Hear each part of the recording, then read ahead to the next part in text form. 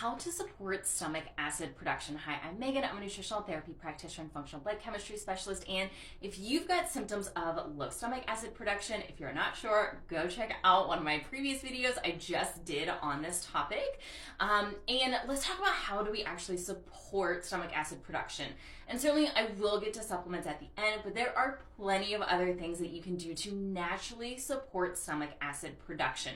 Now, if you're curious as to why and how you got here in the first place, be sure to check out my other video on why and how this can happen and how do we prevent this from happening in the future. So how do we actually support stomach acid production? So a couple really quick and easy things that you can do.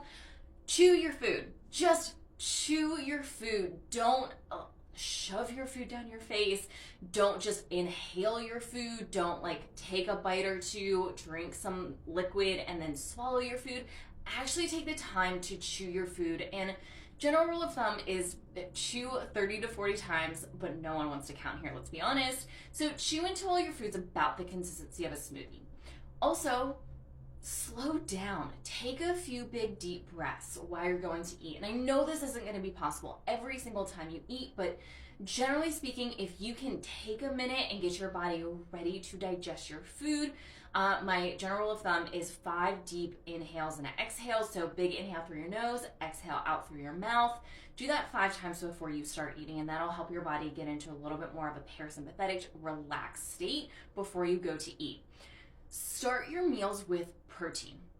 Protein helps to stimulate stomach acid production. So if you've got a protein, a carb, and a veggie, start with the protein and eat a good chunk of that or all of it before you move on to other things. This can be really, really, really helpful. So those are just some really simple tricks you can do while you're eating. Now, other things you can do, you can use some apple cider vinegar. So you can mix. I am very cautious when it comes to this. Start with about a 1/4 teaspoon of apple cider vinegar mixed in 4 to 6 ounces of water. Please do not drink it by itself. And just drink it about 15 to 20 minutes before you're getting ready to go eat. You can work your way up to about 1 to 2 tablespoons as needed, but start low and slow.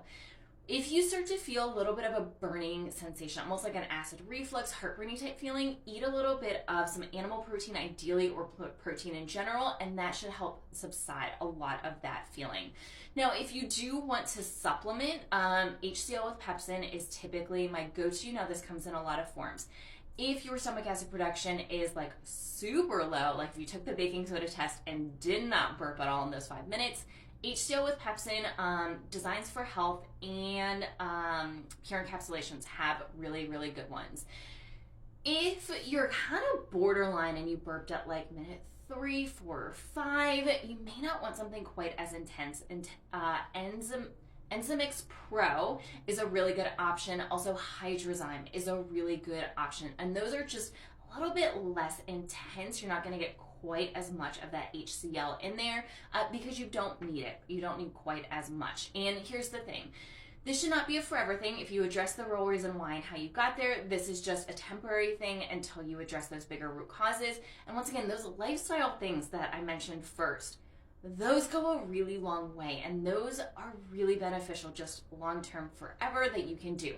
If you need more help with this, book your free call with us. We do absolutely free consults. We'll be more than happy to help you and assist you figuring out what your big root causes are and how do we actually start addressing those so you can heal once and for all.